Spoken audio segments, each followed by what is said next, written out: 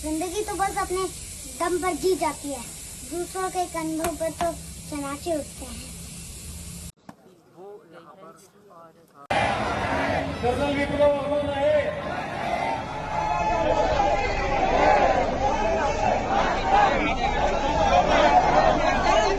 ये हैं 46 असम राइफल के शहीद कर्नल बिप्लब त्रिपाठी, उनका हंसता खेलता परिवार, उनका बेटा अबीर और उनकी पत्नी अनुजा, जो मणिपुर आतंकी हमले में अपनी जान गंवा बैठे।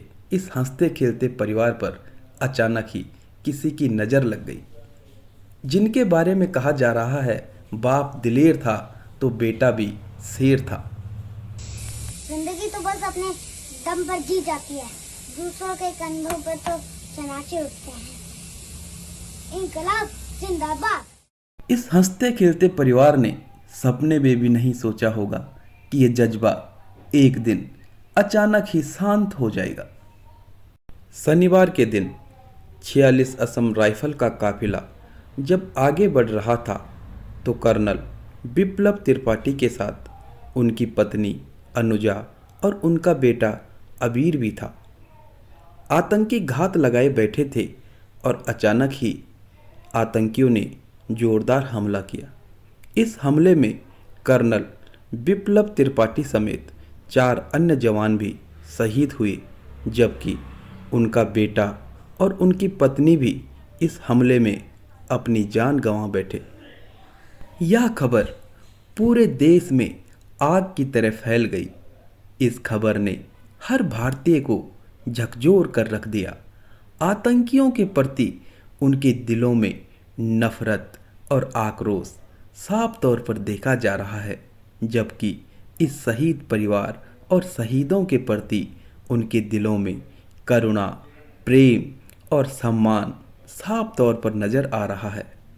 कर्नल बिप्लब त्रिपाठी के जय जयकार के नारे और उनके अमर रहे के नारे निश्चित तौर पर एक ऐसी गूंज तैयार कर रहे हैं जिसे सुनकर आतंकियों के पैरों तले जमीन खिसक जाएगी। अब हर जगह से यही मांग उठ रही है कि किसी भी कीमत पर आतंकियों को बख्शा न जाए, और हर कोई यही कमिटमेंट कर रहा है कि आतंकियों को किसी भी कीमत पर बख्शा नहीं जाएगा। कर्नल बिप्लब त्रिपाठी, उनकी पत्नी और उनके बेटे के पार्थिव शरीर को उनके पैतृक गांव रायगढ़ पहुंचाया गया, जहां पर हर किसी ने उनके अंतिम दर्शन किए। वहां पर उमड़ा हुआ जन सैलाब देखने लायक था। इतनी भीड़ में हर किसी के दिल में छाई हुई देशभक्ति हर किसी की आंखों से बयां हो रही थी। आंखों में करुणा, प्रेम और सम्मान के आंसू बह रहे थे, तो दिलों में आतंकियों के प्रति आक्रोश साफ तौर पर नजर आ रहा था। भारत माता के ऐसे वीर सपूत को हर कोई नमन कर रहा था।